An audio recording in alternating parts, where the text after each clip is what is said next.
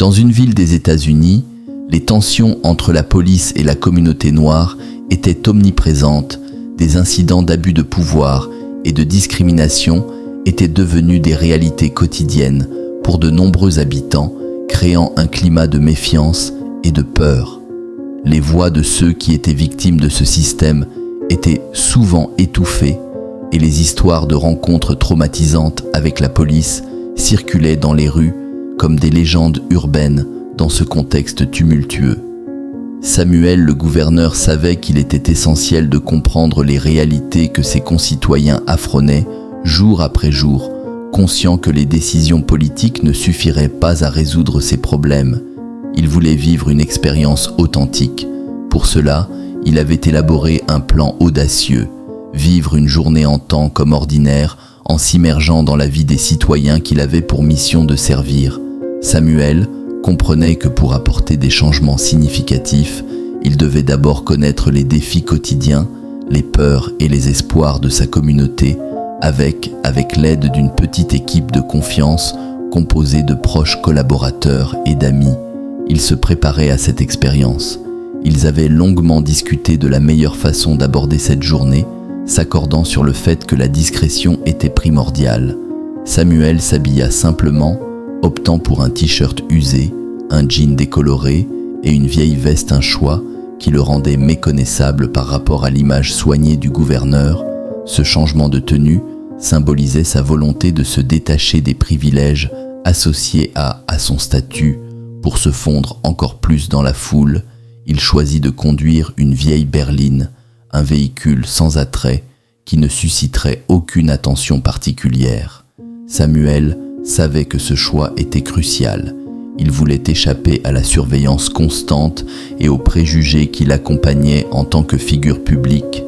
Il avait l'intention de rencontrer des gens, d'écouter leurs histoires, de comprendre leurs luttes, tout en se présentant comme un homme lambda. Le matin du grand jour, une boule d'excitation, d'appréhension se forma dans son estomac en quittant son domicile. Il ressentait le poids de sa décision, mais il était déterminé à en tirer des leçons précieuses. Alors qu'il parcourait les rues de sa ville, il observa les visages fatigués mais résilients des personnes que l'entourent. Les enfants jouaient dans les ruelles, les parents discutaient des factures à payer et les retraités se retrouvaient sur les bancs, partageant des souvenirs. Chacun semblait porter le poids de ses propres préoccupations, mais tous reflétaient une force incroyable.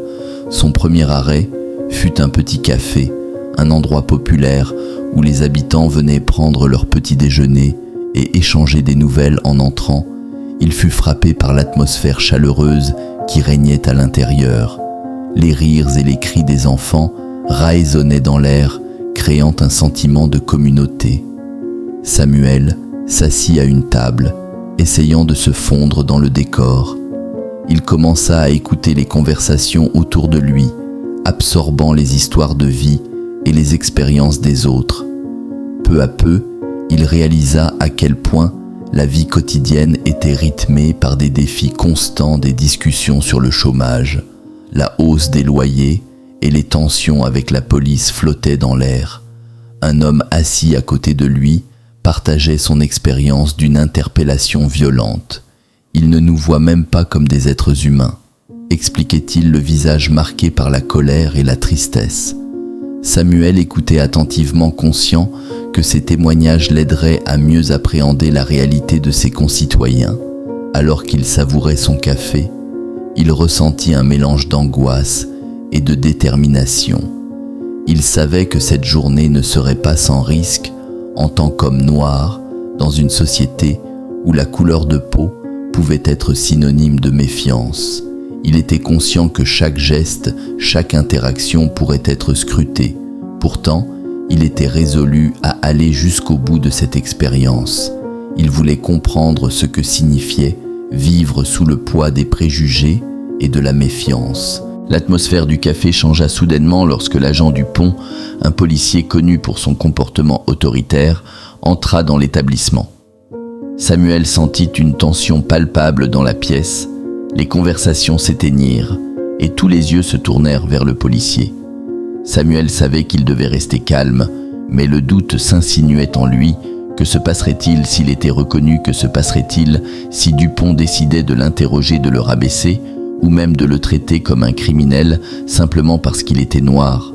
L'agent Dupont, scrutant la pièce, se dirigea vers Samuel. « Que faites-vous ici ?» demanda-t-il avec un ton désagréable. Samuel, essayant de garder son calme, répondit poliment qu'il venait juste prendre un café. Dupont, sceptique, le regarda de haut en bas, sa méfiance palpable. « Vous n'avez pas l'air d'un homme du coin, vous devez avoir quelque chose à cacher », lança-t-il, ignorant la dignité de Samuel à ce moment précis. Le cœur de Samuel se mit à battre la chamade. Il réalisait que cette rencontre, qui semblait être un simple incident, représentait tout. Ce qu'il cherchait à comprendre, il se tenait là, représentant non seulement lui-même, mais aussi toutes les voix de ceux qui étaient confrontés à des injustices quotidiennes. Dupont braqua son arme sur Samuel, ses yeux pleins de défi. « Je te connais, toi », s'écria-t-il avec une voix chargée de mépris. « Tu es le voleur que je recherche depuis des semaines. » Les murmures dans le café se turent instantanément, laissant place à un silence pesant. Samuel, le cœur battant, ressentit la tension dans l'air, comme si le temps s'était arrêté.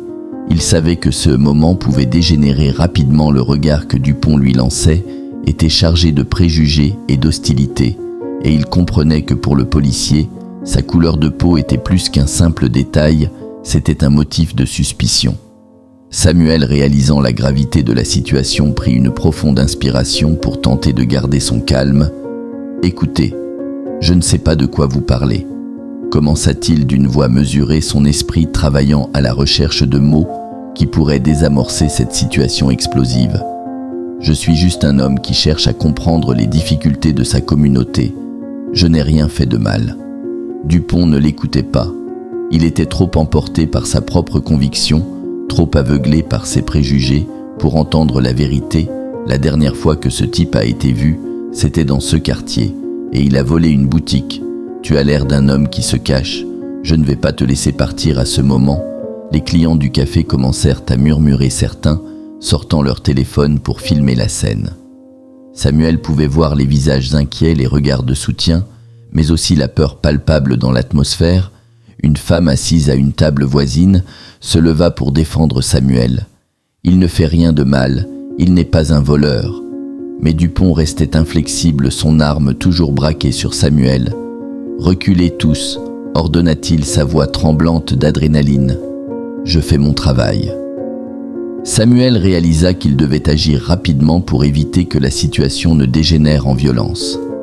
Samuel, malgré la tension palpable, demeurait discret. Il savait qu'il ne devait pas révéler sa véritable identité, non seulement pour sa sécurité, mais aussi pour comprendre la réalité des citoyens qu'il représentait. Il observa attentivement Dupont, cherchant à saisir le moindre signe de relâchement chez le policier, tout en gardant son calme. « Écoutez, Dupont », tenta Samuel, sa voix ferme mais posée. « Je comprends que vous ayez un travail à faire, mais je vous assure, je ne suis pas celui que vous cherchez. » Dupont, sourd à ces paroles, lance un regard significatif à ses collègues, deux agents qui s'étaient approchés visiblement intrigués par la scène. « Menottez-le », ordonna-t-il d'un ton autoritaire. Son arme toujours braquée sur Samuel. « J'ai besoin de preuves, et je ne prends aucun risque. » Les deux collègues échangèrent des regards hésitants, comme s'ils se demandaient s'ils devaient obéir ou non à un ordre aussi démesuré.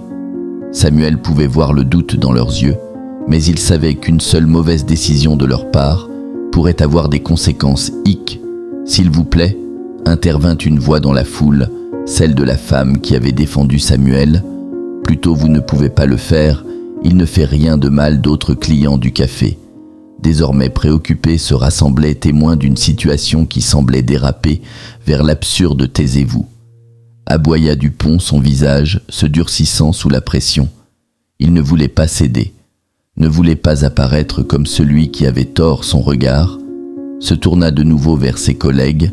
« Vous avez entendu, faites-le maintenant. » Samuel, conscient de la gravité de la situation, savait qu'il devait agir rapidement. Avec une voix calme, il dit « Si vous me menottez, vous ne ferez qu'aggraver les choses. Je peux prouver qui je suis. Laissez-moi vous montrer. » mais Dupont restait imperméable. « Ça suffit !» cria-t-il. Ses mains tremblant légèrement, la tension le rendant nerveux. Ses collègues s'avancèrent lentement, hésitants, comme s'ils étaient pris entre l'obéissance à leurs supérieurs et le bon sens. Les deux agents, malgré leurs hésitations, finirent par obéir à l'ordre de Dupont. L'un d'eux s'avança, les menottes à la main, tandis que Samuel, toujours calme, ne fit aucun geste pour résister. Ils lui saisirent les poignets froids et rigides, lui passant les menottes comme s'il s'agissait d'un vulgaire criminel. Le cliquetis métallique résonna dans l'air, amplifiant l'humiliation de la scène. Samuel garda la tête haute, son regard déterminé. Il savait que même dans cette situation injuste, perdre son calme ne servirait qu'à empirer les choses. « Je n'ai rien fait, et cela se sera bientôt, dit-il doucement, en regardant Dupont droit dans les yeux. » Mais le policier, toujours convaincu de son bon droit, ignora cette affirmation, les murmures des clients du café choqués par la tournure des événements. Devaine est de plus en plus bruyant, plusieurs sortaient leur téléphone pour filmer, tandis que d'autres continuaient à protester. Mais en vain, Dupont restait inflexible. « Allez, on l'emmène », ordonna-t-il, en hochant la tête vers la sortie au poste. Il pourra répondre de ses actes. Les agents firent sortir Samuel du café. Le guidant fermement vers une voiture de police stationnée à quelques mètres de la même, menotté et traité comme un suspect. Samuel gardait une PO, surdigne. Il marchait avec calme, conscient que cette situation grotesque était en train d'être documentée par plusieurs témoins. Il sentait déjà les regards interrogateurs des passants qui se demandaient pourquoi un homme comme lui, habillé modestement, était traité de cette manière. Ce qu'aucun des policiers ne savait, c'est que Samuel n'était pas seul à distance. Les membres de sa petite équipe de sécurité fidèles et vigilants suivaient la scène discrètement depuis le début, comme ça leur avait ordonné. Avant de commencer cette expérience, ils restaient en retrait, n'intervenant pas pour l'instant. Ils savaient que le gouverneur souhaitait que cette situation se déroule sans éclat immédiat, dans le but de mieux comprendre les injustices et les préjugés auxquels ses concitoyens noirs faisaient quotidiennement. Cependant, ils étaient prêts à agir à tout moment si la situation venait à dégénérer une fois dans la voiture. Samuel jeta un regard furtif vers l'un des membres de son équipe, caché dans une voiture non loin, qui lui fit un léger signe de tête pour lui signifier qu'ils étaient prêts à intervenir à tout moment. Samuel leur faisait confiance et savait que les choses prendraient bientôt une toute autre tournure. Alors que le véhicule de police démarrait, Dupont, assis à l'avant, affichait un air satisfait, persuadé d'avoir accompli son devoir. Pour lui, il n'y avait pas de doute. Il avait capturé un criminel présumé, quelqu'un qui avait l'air de correspondre à ses préjugés.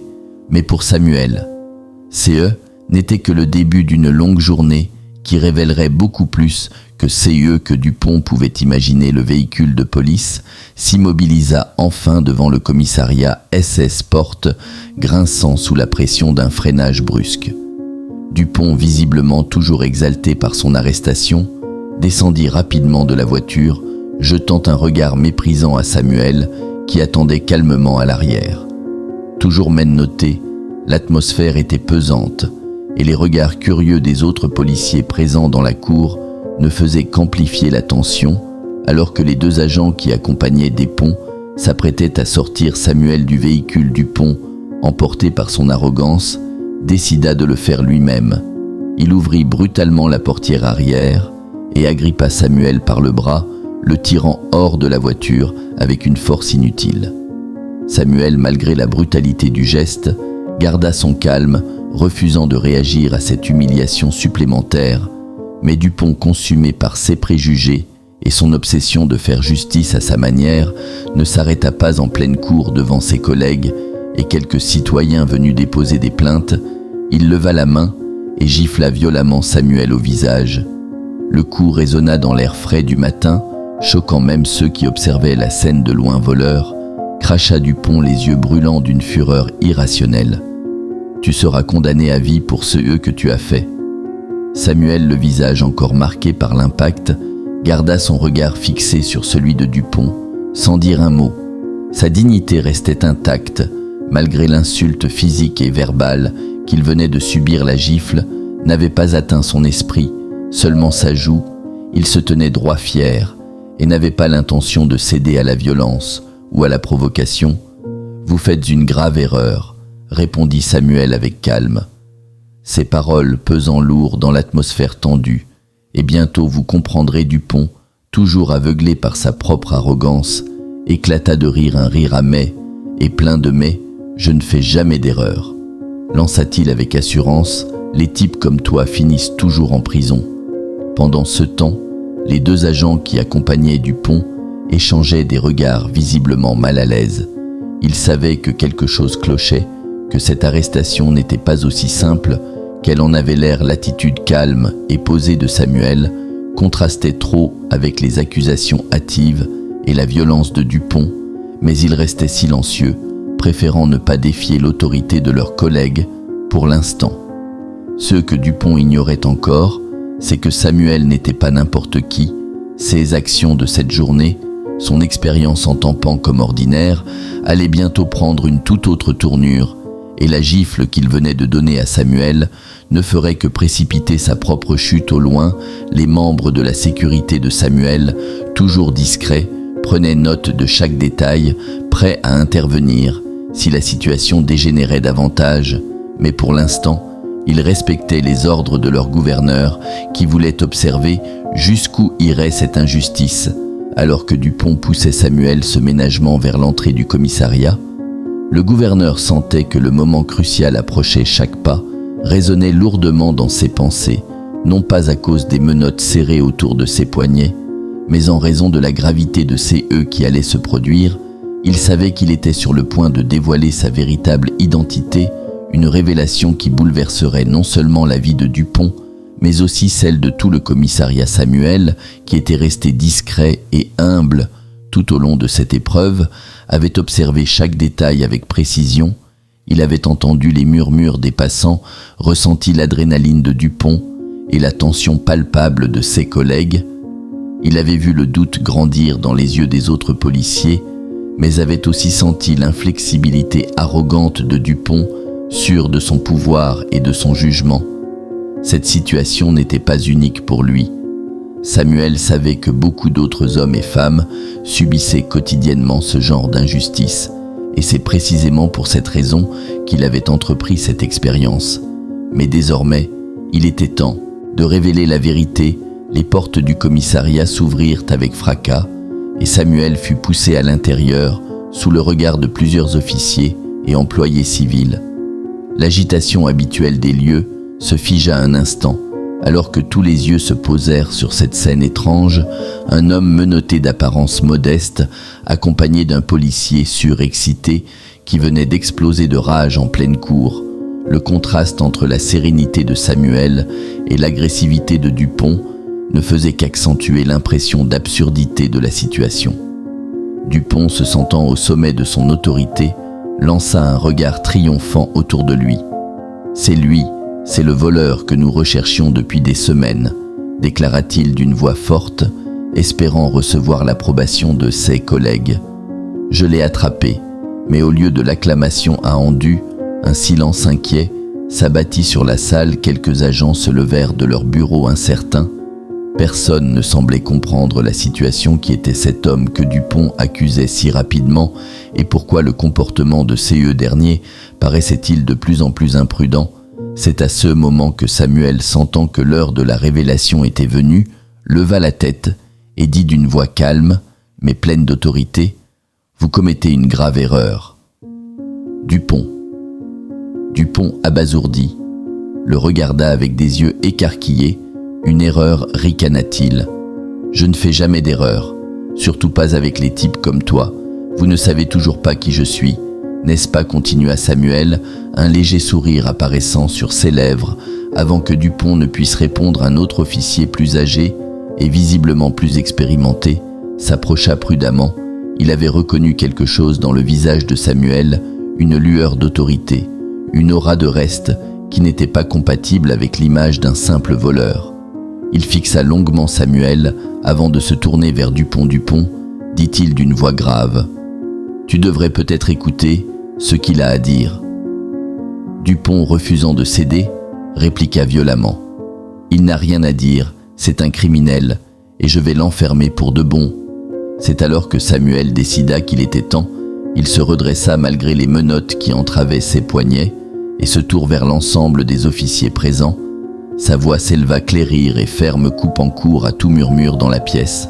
« Je suis Samuel Williams, gouverneur de cet État, et ce que vous voyez ici est une injustice en train de se produire. » Le choc fut immédiat. Le silence qui suivit ces paroles était assourdissant. Les policiers présents restèrent figés certains, échangeant des regards incrédules, d'autres fixant Samuel comme s'ils ne pouvaient pas croire. Ce qu'ils venaient d'entendre, l'atmosphère dans le commissariat changea en un instant, passant d'une tension croissante à une stupeur totale. Samuel, cet homme que Dupont venait de traîner comme un criminel, était en fait la plus haute autorité de l'État. Dupont, quant à lui, semblait abasourdi. Son visage se décomposa alors que ses pensées tourbillonnaient. Comment avait-il pu ne pas reconnaître cet homme? Comment avait-il pu être aussi aveuglé par ses préjugés et son arrogance? Il réalisa lentement la gravité de son erreur. Ce n'était pas simplement une bavure policière qu'il pouvait justifier avec des excuses maladroites. Il venait non seulement d'arrêter un innocent, mais cet innocent était le gouverneur en personne. La honte et la peur monta en lui, paralysant ses mouvements, tandis que les regards autour de lui se tournaient maintenant avec réprobation. Le supérieur de Dupont, l'officier qui avait pressenti quelque chose d'anormal depuis le début, se précipita immédiatement vers Samuel. Son visage était blême, ses yeux remplis d'une profonde inquiétude. « Monsieur le gouverneur, je suis désolé », balbutie-t-il, sa voix tremblante sous le poids de l'angoisse. Nous ne savions pas. Samuel, toujours calme, malgré l'humiliation et l'injustice qu'il venait de subir, fixa l'homme droit dans les yeux, ses paroles empreintes de dignité et de gravité. « Ce n'est pas à moi que vous devez des excuses, déclara-t-il doucement, mais fermement, c'est à chaque citoyen de cet État que vous devez des excuses. Si cela peut m'arriver à moi, imaginez ce que d'autres vivent chaque jour sans pouvoir se défendre. » L'officier, comprenant pleinement la portée de cette déclaration, hocha lentement la tête honteux. Les mots de Samuel résonnaient avec une vérité indéniable. Les visages des policiers autour de lui, auparavant détachés ou indifférents, commencèrent à refléter une conscience nouvelle du problème systémique auquel il participait parfois, même sans rendre compte. Ce n'était pas juste une affaire entre Dupont et Samuel, c'était le reflet d'un problème bien plus profond, d'une injustice quotidienne que tant de citoyens vivaient dans l'ombre. Dupont, toujours figé, se débattait intérieurement. Il refusait d'accepter l'ampleur de la situation. Sa respiration s'accéléra, tandis que ses pensées se heurtaient à la réalité implacable.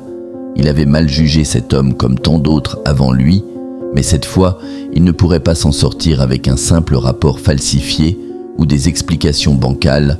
Son arrogance et ses préjugés lui avaient coûté bien plus que son intégrité professionnelle. Il se rendait compte que sa carrière était probablement terminée, tandis que Dupont restait silencieux, luttant pour accepter l'inévitable. Samuel se tourna vers les autres agents présents. Son regard plein de gravité balaya la pièce avec une autorité naturelle. « Ce n'est pas seulement une question de moi ou de Dupont », déclara-t-il, sa voix calme, résonnant dans le commissariat. « C'est une question de justice. Il est temps que nous prenions des mesures pour que cela n'arrive plus jamais. » Les policiers l'écoutaient en silence, réalisant peu à peu l'importance des paroles du gouverneur. Ce moment resterait gravé dans leur mémoire, et ils comprirent que ce qu'ils venaient de vivre n'était pas une simple erreur de procédure. C'était le reflet d'une culture de suspicion, d'abus de pouvoir et de préjugés profondément et dans leur institution. Samuel n'était pas juste un homme humilié par un policier trop payé. Il représentait des milliers d'autres citoyens qui n'avaient pas la possibilité de dévoiler leur identité ou de se défendre contre des accusations injustes. Le supérieur de Dupont, toujours à côté de Samuel, prit une profonde respiration. « Vous avez raison, Monsieur le gouverneur, dit-il d'une voix plus ferme, reprenant son rôle d'autorité. Il est temps de changer les choses. Pendant ce temps, les portes du commissariat s'ouvrirent à nouveau et plusieurs hommes entrèrent, l'air grave et déterminés. Les agents de sécurité personnelle de Samuel, qui avaient observé la scène à distance, conformément aux ordres de leur gouverneur, arrivèrent finalement à ses côtés. Leur présence discrète mais imposante renforça encore la tension dans la pièce. Tout le monde comprit que les conséquences de cette journée ne s'arrêteraient pas ici. Dupont, qui regardait maintenant les gardes du gouverneur, sentit son estasse se nouer. Il savait que les répercussions seraient dévastatrices, et pas seulement pour lui. Le scandale allait éclater au grand jour, et son nom serait synonyme de « c'est eux que le système devait changer ». Son visage blême s'affaha davantage, alors qu'il prenait enfin la mesure de son acte irréparable. Samuel, quant à lui, se redressa avec dignité. « Maintenant je vais me retirer, mais soyez assurés, dit-il, en regardant chaque police dans les yeux, que cette affaire ne s'arrêtera pas. Ici, une enquête sera ouverte, et des réformes suivront. Il est temps de rendre à chaque citoyen de cet État la justice qu'il mérite. » Tandis que Samuel sortait du commissariat, escorté par ses hommes de sécurité, les policiers restés à l'intérieur sentaient le poids de ses paroles, résonner profondément. En vœu, ce moment qu'ils n'oublieraient jamais marquait la fin d'une ère d'aveuglement et le début d'une nouvelle ère où les erreurs de jugement et les abus de pouvoir ne restèrent plus impunis. Dupont, quant à lui, restait immobile, figé dans sa chute, réalisant trop tard l'ampleur de la destruction qu'il avait provoquée dans sa propre vie. Alors que Samuel quittait le commissariat, une foule s'était rassemblée à l'extérieur. Des journalistes, alertés par les murmures et les nouvelles circulant rapidement sur les réseaux sociaux, attendaient leurs caméras braquées sur l'entrée. Le gouverneur Williams, impassible, fit signe à ses hommes de sécurité de rester en arrière. Il s'avança seul vers les journalistes. « Monsieur le gouverneur », hurla un reporter en entendant un micro. « Que s'est-il passé à l'intérieur ?» Samuel fixa l'objectif des caméras. Il savait que chaque mot qu'il allait prononcer serait diffusé en direct, non seulement dans cet État, mais potentiellement à travers tout le pays. Ce moment était plus grand que lui, plus grand que l'humiliation qu'il venait de subir. C'était un moment pour confronter un système défaillant, pour éveiller les consciences et surtout pour agir. Ce qui s'est passé aujourd'hui n'est pas une simple erreur. C'est le symptôme d'un mal profond, commença-t-il, sa voix claire et mesurée. Aujourd'hui, j'ai été traité comme un criminel, mais je suis le gouverneur de cet État. Que se passe-t-il pour ceux qui n'ont pas ma voix, pour ceux qui sont injustement arrêtés et humiliés? Chaque jour sans défense, la foule restait suspendue à ses paroles, captée par l'intensité et la sincère de son discours. Ce n'est pas un problème isolé, c'est un problème systémique. Et à partir de ces moments, je promets que des réformes seront engagées, non pas parce que je suis le gouverneur et que j'ai été victime, mais parce que je suis un citoyen comme vous, et que plus jamais cela ne doit se reproduire. Les journalistes prenaient frénétiquement des notes, leurs caméras immortalisant. Ce moment décisif, la foule autrefois silencieuse se mit à applaudir lentement, si que le discours de Samuel touchait une corde sensible chez beaucoup. À l'intérieur du commissariat Dupont, regardait par la fenêtre, observant la scène avec une terreur croissante. Il comprenait que son temps était révolu, plus qu'un simple licenciement. Serait un procès public, un exemple à ne jamais reproduire. Il ne pourrait plus jamais revenir en arrière. Quelques jours plus tard, le scandale file la une des journaux à travers tout le pays. Le commissariat fut mis sous enquête, Dupont suspendu et poursuivi en justice pour abus de pouvoir et discrimination. Ce qui avait commencé comme une erreur de jugement allait devenir un exemple historique de la manière dont un seul incident pouvait déclencher une vague de réformes nécessaires. Samuel tint parole. Une série de mesures furent mises en place pour réformer les pratiques policières, améliorer la formation sur la gestion des biais et la relation avec la communauté. Les abus de pouvoir autrefois ignorés ou minimisés commencèrent à être traités avec une sévérité nouvelle. l'État qu'il gouvernait entra dans une période de transformation profonde. Mais pour Samuel, CE n'était qu'un début. Il avait toujours su que le pouvoir n'était pas un privilège, mais une responsabilité. Et à partir de ce jour, il s'engagea à être non seulement un gouverneur, mais un homme au service de la justice pour tous. Et ainsi l'histoire de Samuel Williams, commencée par une injustice, devint le catalyseur d'un mouvement bien plus grand, laissant une empreinte indélébile dans la lutte pour l'égalité et les droits civiques.